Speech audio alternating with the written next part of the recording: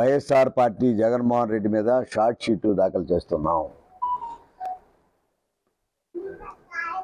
Short sheet ద్వారా ఆయన చేస్తున్న కుట్ర రాజకీయాలు కానీ, అవినీతి రాజకీయాలు కానీ, పక్షపాత ధోరణి కానీ అంతమొందించడానికి ఆలోచన చేస్తూ అరాచక పాలన అంతం, కూటమి పంతం, జగనాసురి రక్త చరిత్ర, ఇది ప్రధానంగా ఈరోజు రాష్ట్రంలో జరుగుతున్న అవినీతి కానీ, హత్యా రాజకీయాలు కానీ జరుగుతున్న దాన్ని కూటమి తరపున, ఎన్డీఏ తరపున ప్రజలకు వివరించడానికి మేము సిద్ధమయ్యాం.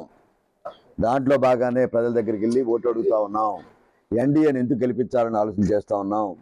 ఎన్డీఏ ద్వారా అభ్యర్థులు ఎవరున్నా కూడా ఈ రాష్ట్రంలో అరాచక పరిపాలన పోవాలి, దాన్ని అంతమొందించాలి అని ప్రధాన ధ్యేయంతో ఈరోజు ఈ రాష్ట్ర రాజకీయాల్లో ఆలోచన చేయమని ప్రజలు కోరుకుంటా ఉన్నాం.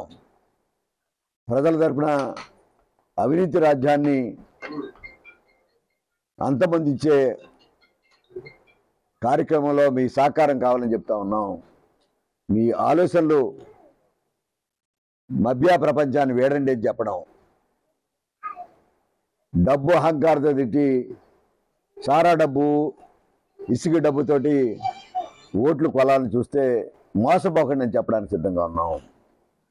తద్వారా అవినీతిని ఎక్కడికక్కడే అంతమొందించడానికి ప్రతిపక్ష పార్టీలుగా ఇటు తెలుగుదేశం పార్టీ, జనసేన కానీ, భారతీయ జనతా పార్టీ కానీ అనేక మార్లు వారి ధర్నాల ద్వారా కానీ, ప్రజా ఉద్యమాల ద్వారా కానీ, అలాగే డిబేట్ల ద్వారా కానీ,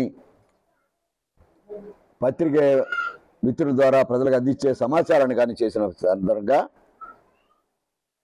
ఈ రాష్ట్రంలో 13 లక్షల కోట్లు అప్పు చేశాడు. డబ్బు ఎక్కడికి వెళ్ళింది, ఎంత మీరు పేదలకు పంచారు అనే ప్రశ్న ఈరోజు రాబోతుంది. రాబోయే కాలంలో పేదలకి పంచడానికి ఎంత పంచావు, ఈ రాష్ట్రంలో డెవలప్మెంట్ 0, 0, ఆఖరి గుంతల రోడ్లు కూడా పూర్చలేని దౌర్భాగ్యుడు జగన్మోహన్ రెడ్డిని చెప్పడానికి బాధ కలిగినప్పుడు కూడా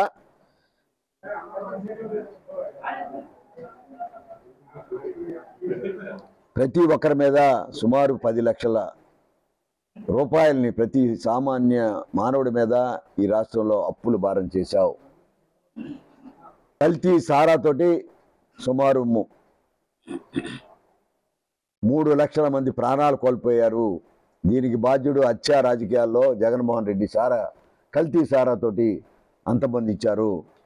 ఆఖరికి బీసీ, ఎస్సీ సోదరుల్ని రాజకీయాల్లో బయటకు వస్తే తెలుగుదేశం పార్టీ తరఫున కానీ, జనసేన పార్టీ తరఫున కానీ, భారతీయ జనతా పార్టీ అయితే అక్రమాల కేసు పెట్టడంతో పాటు ప్రాణాలు కూడా తీసుకున్న దుర్మార్గుడివి ఈనాడు జగన్మోహన్ రెడ్డి ప్రభుత్వం చెప్పడానికి ఈరోజు మేము ఉన్నాం.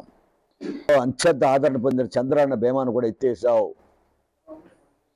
ఆరోగ్యశ్రీ లాంటి పథకాన్ని కూడా అంతంత మాత్రం చూపిస్తా ఉన్నాం. మాయగారడి చేసి 25 లక్షల రూపాయలని ఆరోగ్యశ్రీ అని ఒక మాయా ప్రపంచాన్ని నడుపుతాం.